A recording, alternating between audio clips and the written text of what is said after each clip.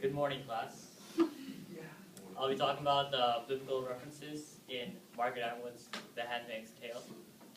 So, when we read The Handmaid's Tale, I'm sure we all found those references to Christianity, to God, and all those things. Example would be like, the angels are soldiers, another reference to God.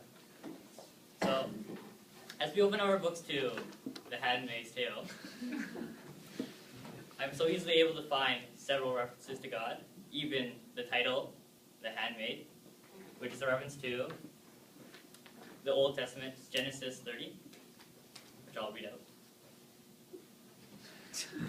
And when Rachel saw that she bare Jacob no children, Rachel envied her sister, and said unto Jacob, Give me children, or else I die. And Jacob's anger was kindled against Rachel, and he said, Am I in God's stead, who hath withheld from thee the fruit of the womb? And she said, Behold, my maid Bilhah, go in unto her, and she shall bear upon my knees, that I may also have children by her. Genesis 30, from the Old Testament. So, Rachel could not have children. She was infertile, so she had a maid, or a handmaid, I guess, to kind of have the children for her, for Jacob. As I flip open my Handmaid's Tale book again, I found another reference from Martha, from Luke 10:38. It is also from the Old Testament. Isn't that a coincidence? It's not from the Old Testament. I'll read it again. At the home of Martha and Mary.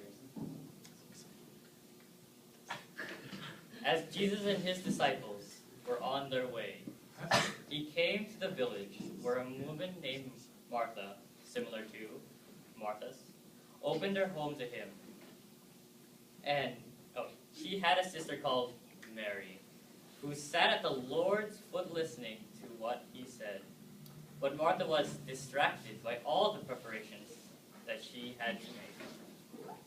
She came to him and asked, Lord, why don't you care that my sister has left me to do the work by myself? Tell her to help me. Martha, Martha, the Lord answered, you are worried and upset about many things, but few things are needed, or indeed only one. Mary has chosen what is better, and it will not be taken away from her. Luke 10:38 from the Old Testament. So these are just a few examples of references in The Handmaid's Tale that directly go into the Bible. So a lot of other examples are the angels, as I've stated before. Which angels are basically the soldiers who fight. Well, when you take into account angels, you kind of think of a more positive, like they're fighting for the right reason, that they're fighting for God. But when you think of soldiers, it is kind of more neutral to negative. They are fighting to kill. When you think of soldiers, they're like shooting people, they're killing each other. Not the most positive aspects. You don't definitely see it the same way as angels, where they're fighting for God. Another would be the commanders. Commanders, not the most positive things, but then you add commanders of the faithful. So they're leading people who are with God. They're doing it for all the right reasons, all the positive things. When you think of commanders of the faithful, commanders are like the ruling class. So when you just put in commanders, not the best of titles for this. I want to be the guardians of faith. Same way as the angels. When you hear guardians of faith, you go, that seems like a good cause. That is the right way to do things.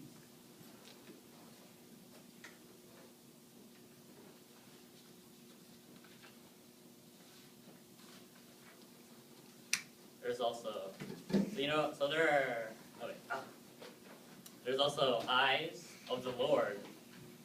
So what the Lord sees, what he thinks is right, again, really positive. Not eyes, not CIA, not secret agency, or anything conspicuous like that. Not neutral to negative meaning. An example, another one would be Jezebel. Well, Jezebel was basically in Christian lore. Typically, is a woman who tricks people into sin. And in The Handmaid's Tale, it was Jezebel was like the strippers, the women who were like, yeah, and like kind of did not really follow the norm, I guess, of the society.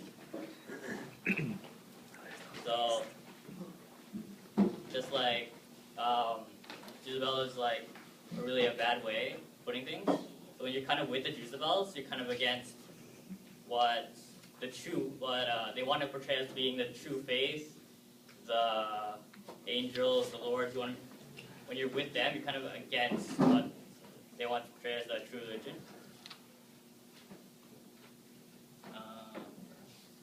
Other examples are like loaves and fishes, which we all know, where Jesus created 2 loaves, 2 fishes.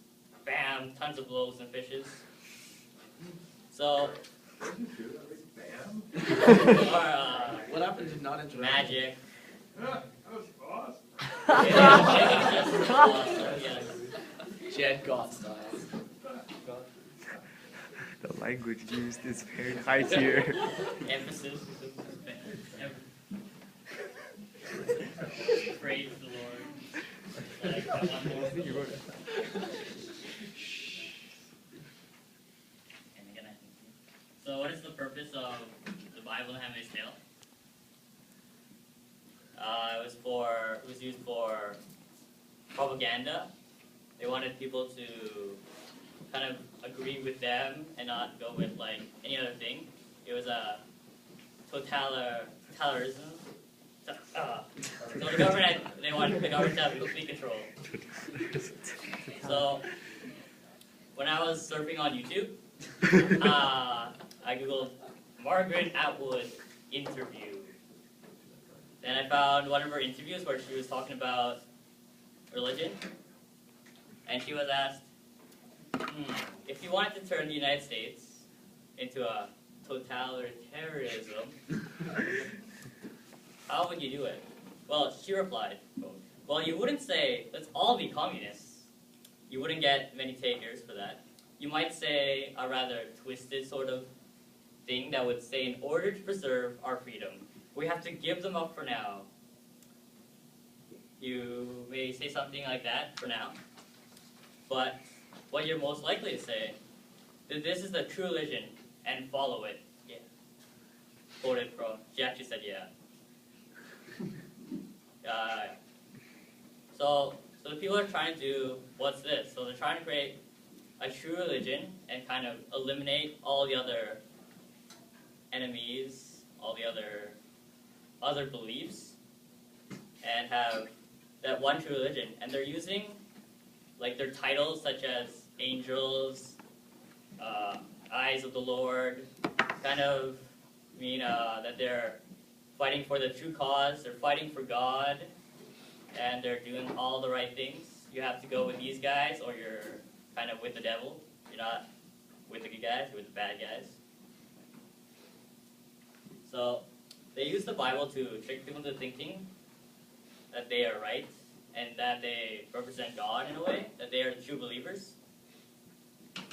So they use religion as a means of control. They want to trick people into going with them, what they think is the right thing to do. So the people of Gilead would be easier to control if their beliefs and thoughts were all the same. So they want to be able to control them and all follow what they think is right. They want all the beliefs to be the same. They want to think that they're in charge, that they're right.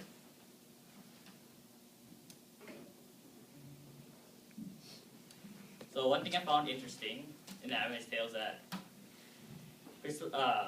Margaret Atwood never states that the government was ever Christian. She just uses references to it, but she never actually goes like, we're using Christianity, we're Christian. So that made me think, why? Like, it seems so obvious that she's just referencing Christianity. It's about God, the loaves and the fish, the Lord. I came to the conclusion that she didn't want it to sound like Christianity, but she wanted to kind of show it was just a tool in order to control the people and to make them serve them, to think they are the best, they are right.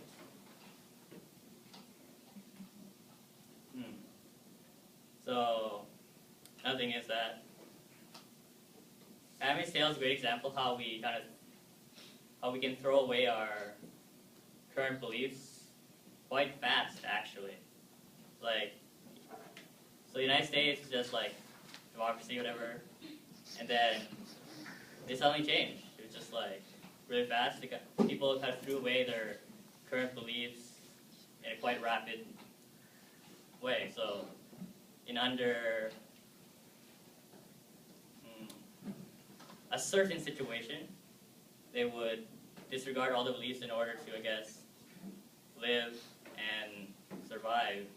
They would really follow any belief to do so. Gary, how much time do we have? You are at 12 minutes right now.